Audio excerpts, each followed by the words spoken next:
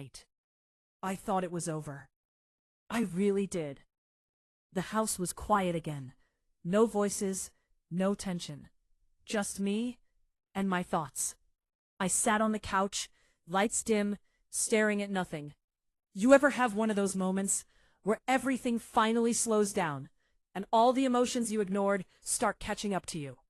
Yeah, that was me. Because no matter what happened, that was still my son. And yeah, he messed up, bad. But I kept asking myself, where did it all go wrong? Was it me?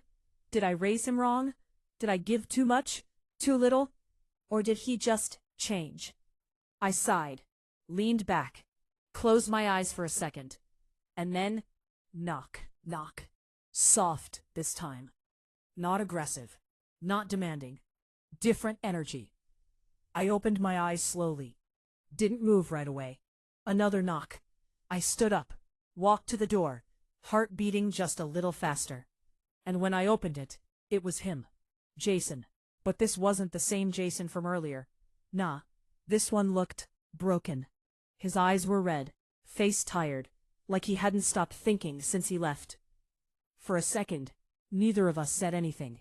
Then he spoke, soft. Mom. That one word, it hit different this time. Not entitled, not careless. Real. I messed up. I didn't say anything, just stood there, listening. I didn't realize how bad it got. His voice cracked a little.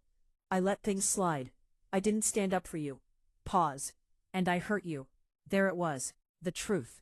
No excuses. No blaming Melissa. Just accountability. And honestly, that's rare. I crossed my arms slightly, not to block him, but to hold myself together. I asked.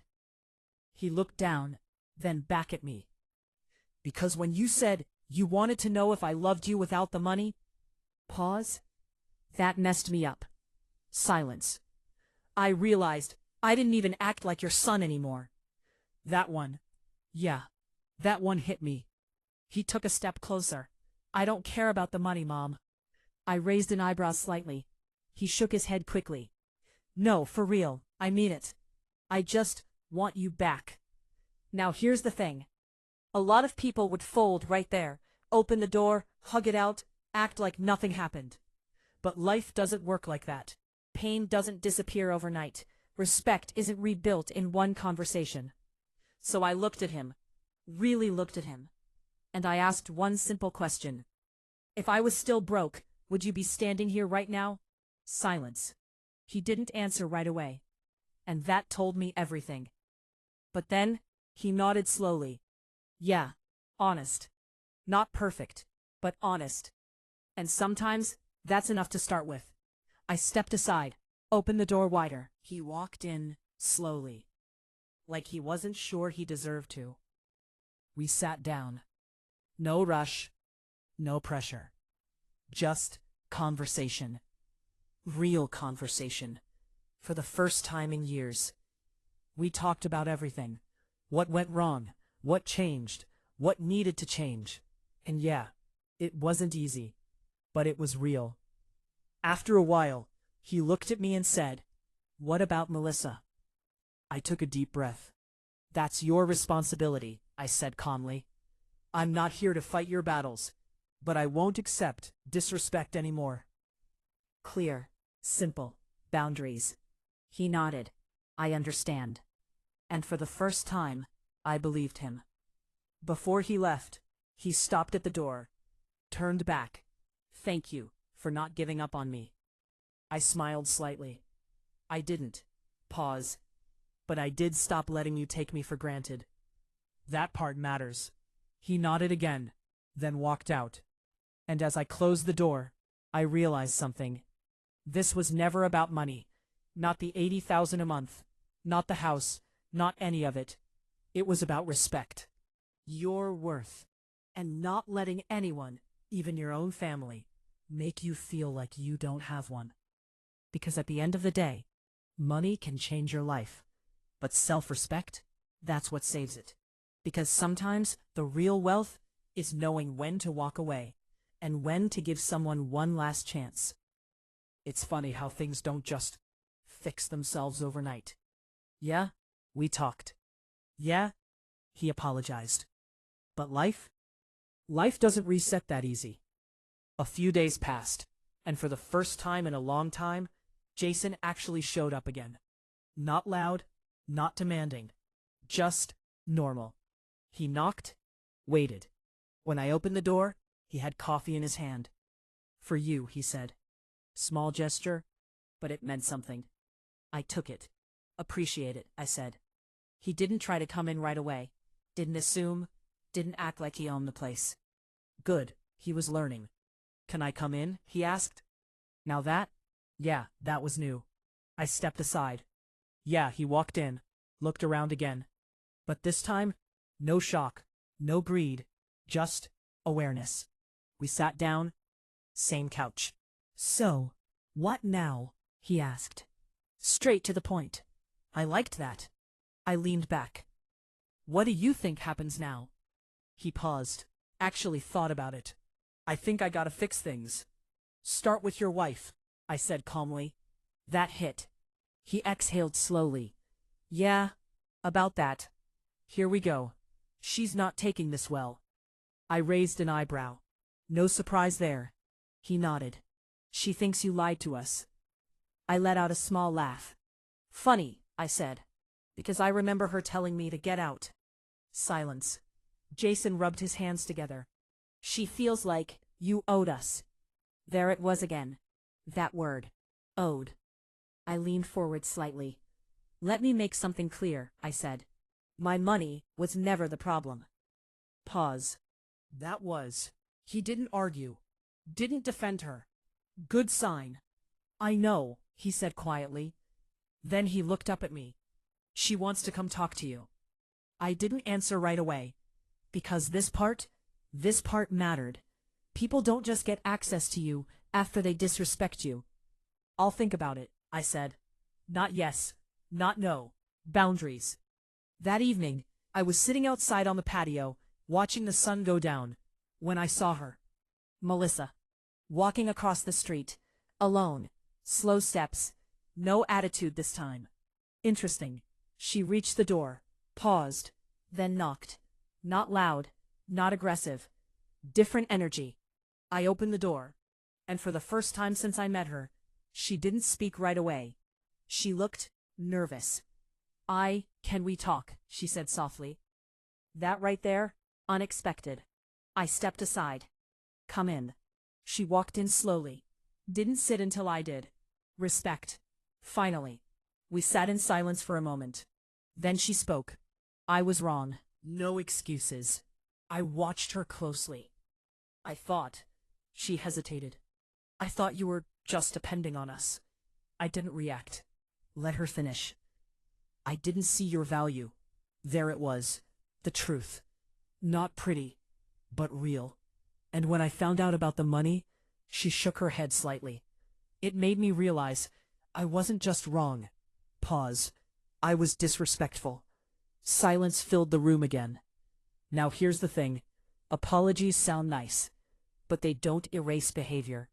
So I leaned forward slightly. You didn't just disrespect me, I said calmly. You tried to remove me from my own son's life. That hit her. Hard. She nodded slowly. I know. And I regret that. Now the real question was, did I believe her? Because forgiveness, that's not automatic. It's earned. And I wasn't about to hand it out just because she said sorry. I stood up slowly, walked to the window, looked outside, then turned back to her. This isn't about money, I said. It never was. I took a breath. If you want to fix this, pause. You're gonna have to show it. Not words, not promises, actions. She looked at me, and for the first time, I saw something real in her eyes. I will. No attitude, no ego, just willingness. And maybe, just maybe, that was the beginning of something new. But the next week, something happened that tested everything, and this time, money couldn't fix it. A week later, things felt different. Not perfect, not fixed, but different. Jason was showing up more.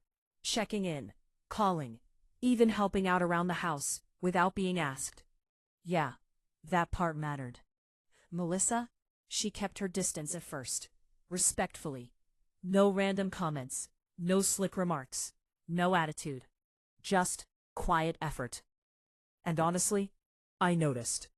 But noticing something and trusting it, that's two different things. Because people don't change overnight. They adjust. They perform. Real change?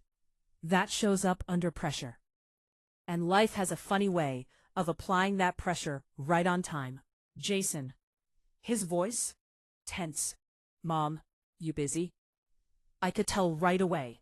Something wasn't right. What's going on? I asked. He hesitated. That never happens. Melissa's mom? She's in the hospital. Pause. It's serious. I stood up slowly. Which hospital? He told me. I'm on my way, I said. Now here's the thing. Life doesn't care about your drama. It doesn't pause because you're going through something. It just keeps moving. And in moments like this, you see who people really are. I got to the hospital, found them sitting in the waiting area. Jason looked stressed, pacing. Melissa? She was sitting, head down, hands shaking. Different energy. Not the confident, controlling woman I knew. This was fear. Real fear. When she saw me, for a second, I thought she might say something. But she didn't. She just stood up and walked toward me, then stopped, like she wasn't sure what to do. So I closed the distance. Any updates? I asked calmly. Jason shook his head. Still in surgery. Silence. Heavy silence. I sat down next to Melissa. She didn't move away. Didn't pull back. A few minutes passed. Then she spoke. I don't know what to do. Her voice was low. Shaky. I've never seen her like this. And just like that. All the attitude. All the ego. Gone. This was real. I placed my hand gently over hers. She's strong, I said.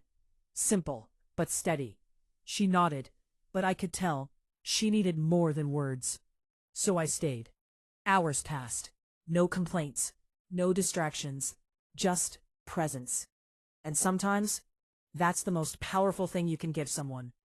Finally, the doctor came out. Both of them stood up immediately. I stayed seated, watching. Are you family? The doctor asked. Melissa stepped forward. Yes. The doctor nodded. She made it through surgery, but the next 24 hours are critical. Relief hit the room instantly. Melissa broke down. Not loud, not dramatic. Just tears. Real ones. Jason wrapped his arm around her, and for the first time, I saw them as a team. Not against me, not divided. Just together. Later that night, Jason stepped outside to take a call. That left me and Melissa alone. She wiped her eyes, then looked at me. I don't deserve you being here. I didn't respond right away, because that was honesty. Not fake, not forced. Real. I wasn't there for you, when I should have been, she continued. And now you're here for me. She shook her head. I see it now. I leaned back slightly. See what? I asked. She took a deep breath. Who you really are. Pause. And who I was. That hit. Because self-awareness, that's rare. Then don't just see it, I said. Pause. Be better. I will. And for the first time, I believed her. Not fully. Not completely. But enough to give her a chance. Because here's the truth. People don't always change because they want to. Sometimes they change because life forces them to. But what happened the next day tested everything we just built. And this time, there was no easy way out.